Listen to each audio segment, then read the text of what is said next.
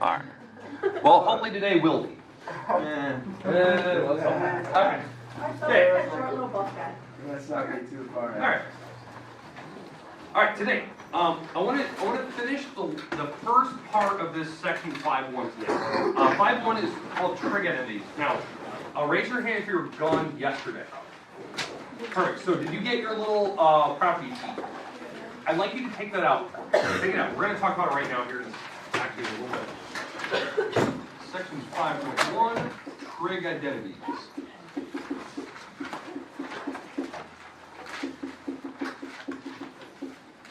Okay, what we're going to do today, to start here, we're going to review what you should have learned. Okay, we're going to review. Okay, so I'm going to put a couple problems on the board and review how to substitute things of equal value in. Now, the rule that we basically did yesterday for substitution, where we're going to substitute, is we want to replace everything in terms of sine and cosine. That was kind of the main rule. Replace all terms with sine and cosine. And when we do that, hopefully we can simplify the problem down using simple algebra, and it should get us down to a simple answer. This is the first rule I want you to know. That's why I want to review it today. Now, on your property sheet, if you have that out, in fact, I'll pop it up on the board here. Turn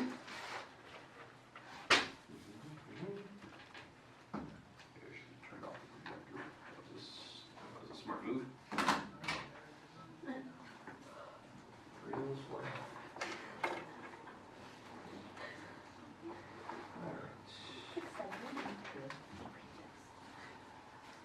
Okay, so I'm going to pop up the cheat sheet that that you should have been handed yesterday, and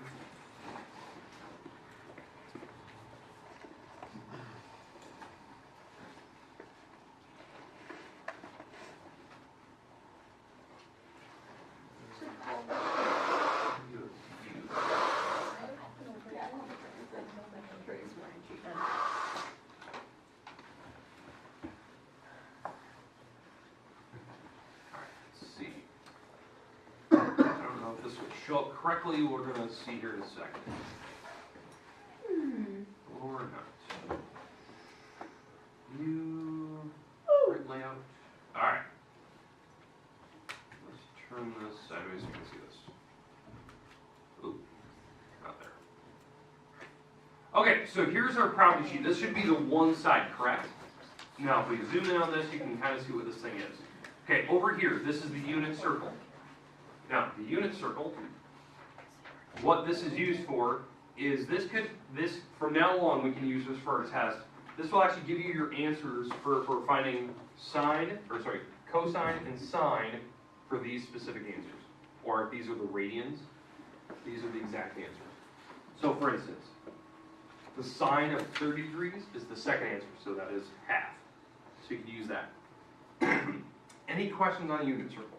Now, if we're doing 0 degrees, these are your numbers. 90 degrees are these two numbers. I know it's a little blurry. It's better than nothing. Got to agree on that one. Off to the side here, we have a couple properties over here. You know, inverse properties, what notation means. So this term here is what college textbooks like to use. They like to use arc sine and arc cosine. That's a big fancy way of saying inverses. What do we use inverses for? What do you remember using this for? Find angles. So that when they say arc sine, they're finding the angle for sine. That's a big fancy term. So if you see that in your book, I don't think it's in your textbook. It's in like college calculus books and other things. That's what it means. Okay? So that can help you out. Properties we're eventually going to get here: the law of sines, law of cosine. This is one that you're going to definitely want to know. I don't think we have anything else on this page. Scroll down here. Questions? Are we able to write on these? Oh yeah, we're going to add more to it. Oh yes. Oh, good. Oh yeah, we're going to add a bunch of stuff to this thing. Alright, going to the next part here. This is the second page. The second page is actually the one that we're going to need today and tomorrow and so on and so forth. This is the one that has like a majority of the properties on it. Alright, so let's zoom in here. Okay, there's a bunch of stuff on this page which is super useful. Like, it reminds you like how to find sine and cosine. That's kind of nice. It tells you the tops of every hypotenuse, and you can kind of tell from where that's at. It It reminds you what, cosecant, secant are. But the big one is up here. This is kind of sweet. It tells you all the different things you can plug sine and cosine and what they're substituted of equal value for. So like, if you're going to replace tangent on a problem, we can replace it with sine over cosine. That's awesome. Or cotangent is just the flip of it. Or if on a problem you notice you had a cosecant, you could replace that with 1 over sine. Or if you notice on a problem that you had a 1 over cosecant, right? That's what you had on your problem somewhere, you could replace it with that. So I like this.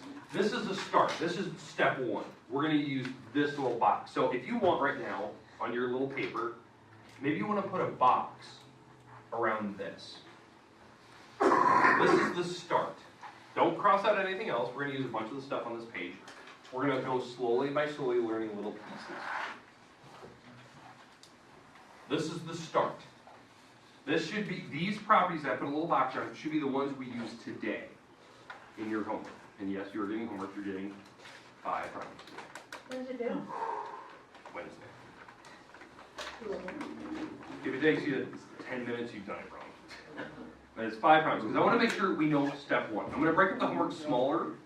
That way you can get it done and you feel more comfortable with it. So you're not like trying to remember 50 properties. Okay, we good?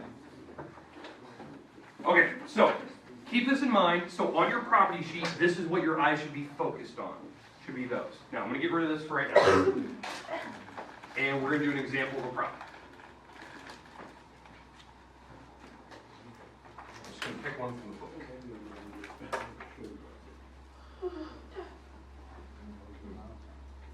All right, I'll give you kind of the options here, what you can pick from. I'm going to pick one of the problems in the book, and we're going to see how your homework will look. All right, first option. Maybe I should pull this apart. Okay, tell me 1, 3, or 5. 5. Okay, 5. Tangent, cosecant, and cosine.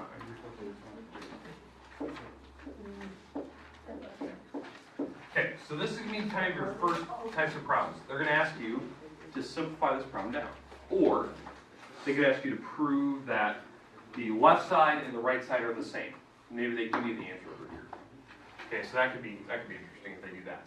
Now, what I would do is, this is my little rule. I always start with the more complicated side. The side that looks a little more challenging, because that's where I can do more with it. Okay? So over here, let's try to do my first rule. Let's try to replace everything in terms of sines and cosines. Now, what are they doing between all of these objects? They're multiplying. So you got to keep that in mind. Okay, they're multiplying all these things together. Okay, and again, these are just the angles. We'll just leave those as we go. Okay? All right, so what is tangent the same as if we were going to replace everything with sines and cosines? Say again? Sine over cosine. Okay, so we're going to replace everything with sines and cosines. Okay, so that's good. Times cosecant now. 1 over sine. Okay? So that's, again, I want everything in terms of sines and cosines, if you can. Okay, cosine over here, we're going to leave that one alone. That one's good to go. Let's leave that. I'm going to leave it a fraction. Cosine over 1. I don't need to replace it. It's already a cosine. Okay, we good? So what are we doing here? We are going to try to simplify this problem. So the first rule, replace everything with sines and cosines of equal value. Once you have those in, now just do simple math, see if we can simplify it. And what would it turn into?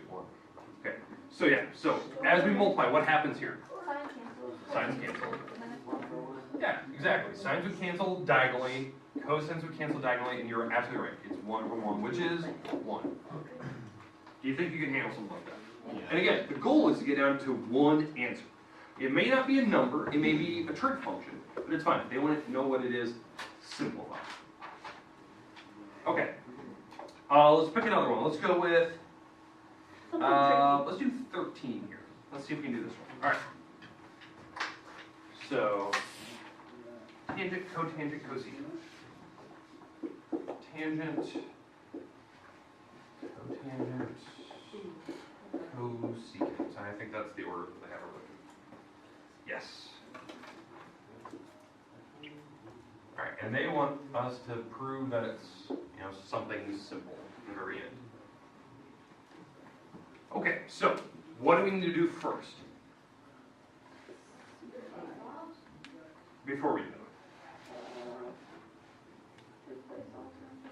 There you go. We're going to do the first rule. This is the first one we're trying to practice this so we get good at it. So let's replace everything with sines and cosines. So, tangent, what is that the same as? Sine over cosine. Sine x over cosine x. Okay? And remember, keep the angle on it, whatever variable they pick. If they pick x, they pick thetas, they pick betas, whatever they give you, just leave that there. Okay? Times, what is cotangent? Cosine over sine. Cosine over sine. Okay? And cosecant on the bottom is 1 over sine. Okay, property sheet. So now everything's in terms of sines and cosines. So now, on the top, they're multiplying those two together. So it's fine, we'll simplify that. And on the bottom, they have a fraction. So I know at some point I'll probably have to multiply by the reciprocal, because I need to get this off the bottom if I want to simplify this truly. Now on the top, how do I multiply those? Straight across. Straight across, right? Now if you do that, and I go straight across, what's going to happen? They're going to cancel out. Yeah, like these are going to cancel, these are going to cancel. So what I'm left with basically on the top is a big 1. Okay? Now on the bottom, I'm dividing by this. 1 over sine. So how do you divide by a fraction? Multiply by the reciprocal. Exactly. Flip it over, and we need to multiply. That way I can get rid of the weird fraction on the bottom. So I'm going to take the top times the reciprocal of the bottom. That's how you technically divide by the bottom. You multiply by the reciprocal. So what happens here?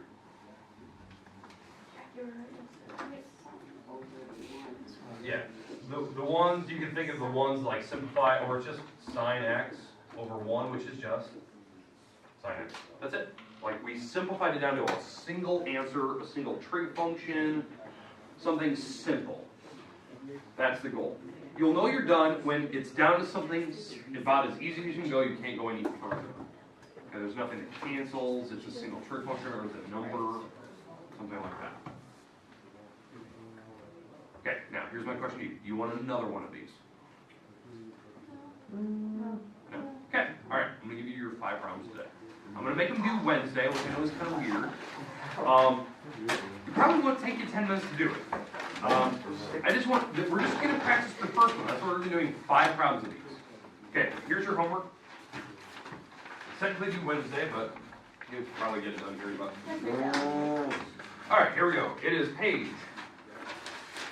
594, 2, 4, 6, 14, and 20. That's it. Here's 5 problems. We're going to try to do that throughout chapter 5. Just break up little pieces at a time, a little more manageable. And it's a lot smaller, and we do it. Okay, when does it due? Wednesday. Okay, now, throughout the day, I'm going to be updating the gradebook because I know some people turned in late work and whatnot, or redo assignments the other day. So I'll be going into the gradebook today, just so you know.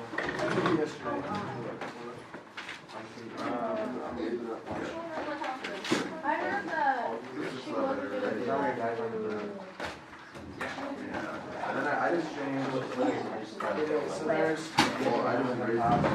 So there's like a section of it where all you do is assign the oxidation numbers. And then it's like, yeah, so it'll give you something, and it'll be like, what is CL's oxidation number in this equation?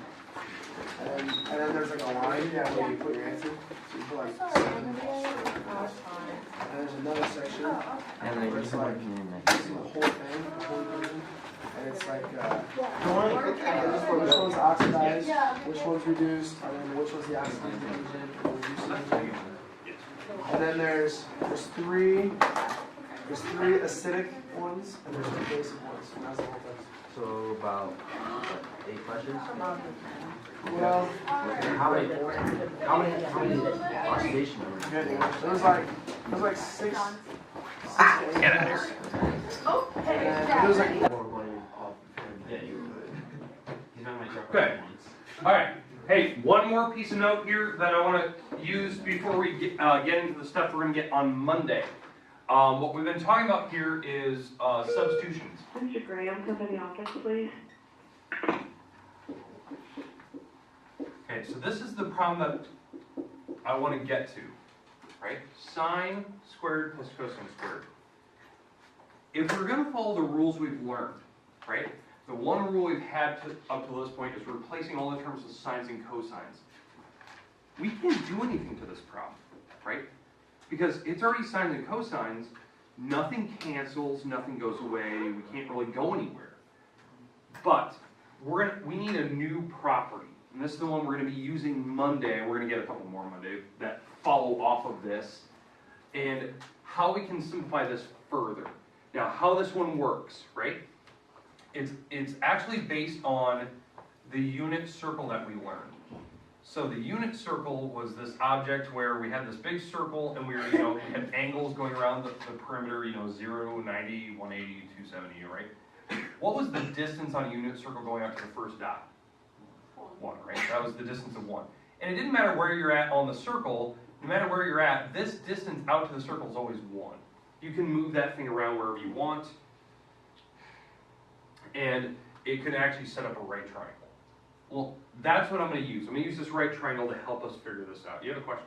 I'm not gonna be here Monday. Okay. We're just going to do a couple notes. Alright, And I don't know if we can cover, but we'll do a couple notes. alright. Which is based on this. Okay? Alright.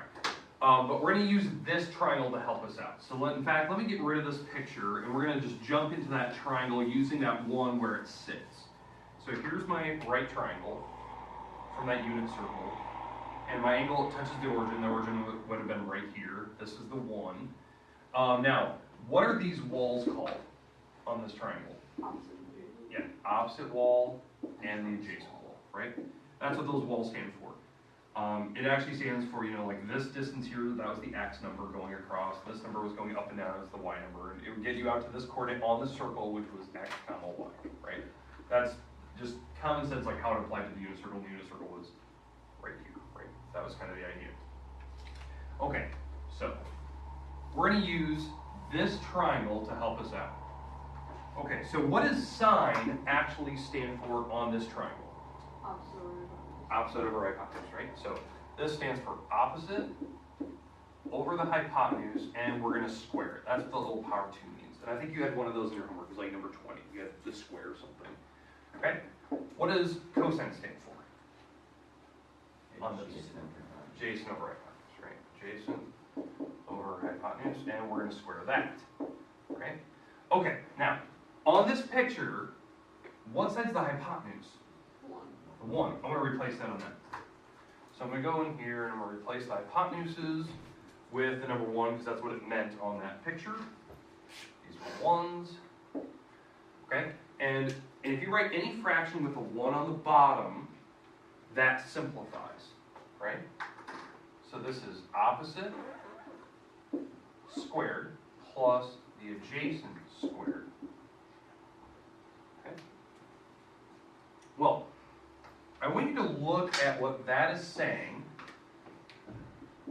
and how it applies to this picture. I'll get off this cell phone, it will be mine. So, what does that mean according to that picture if I said opposite squared plus adjacent squared? Where have you seen that before? Pythagoras. Pythagoras here. If you've seen it, right? Pythagoras, right? A squared plus b squared, and what does that equal? C squared. C squared. So, a squared plus b squared equals the c squared. C was the 1, that was the hypotenuse wall. Squared. Well, what's 1 squared? 1. 1. This is the main property we need to know. That when you take sine and you square it, and you add that to cosine squared of whatever angle, you will always get the number 1. So the answer would be 1 up there then. Yeah, this answer up here would be the number 1. Now, there's a couple different ways to show it. Obviously, this is where the original Pythagorean theorem came from, but if we actually apply like the special triangle to it, right? So if I pick one of the special triangles, let's say the 30, 60, 90 triangle, right? That's root 3, this is 1, that's a 2. Pick any one of these angles. 30, okay. So what I'm going to do is instead of using thetas, I'll use 30 instead. So sine squared of 30 degrees plus cosine squared of 30 degrees. I should get the number 1. That's what this is saying. And to show you that you will, I'll prove it with the numbers from my special triangles that we've actually used since, algebra 2 days. So, what does sine stand for 30 degrees? Opposite over hypotenuse, right? So this is 1 over 2, and we're going to square it, right? That's the opposite over the hypotenuse squared. That's what sine of 30 is, opposite over hypotenuse. What is cosine for this angle? Yeah, adjacent over hypotenuse, and we're going to square that. So how do I square this fraction? Square the top and bottom. Yeah, you square both, right? So if I square the top, I get 1. If I square the bottom, I get 4. Okay? Over here, if I square the top and bottom, 3 over 4. 3 over 4. And when you add these together, You get 1. you get 4 over 4, which is always 1, right? It works. It doesn't matter what angles you pick. As long as you pick the same angles, you will always get the number 1. Now, why that's important?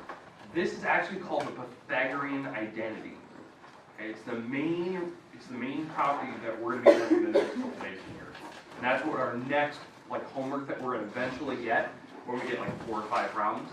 We're going to be using this fact and the ones that it also leads to.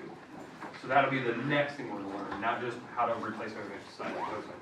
But when in a problem, if you recognize this, I can replace it with ones and keep going. Okay, we good? Yes. Okay, done for the day. Very nice, very easy. Why do you? What's the class? Had the function before them. Wait for the newspaper from the newspaper.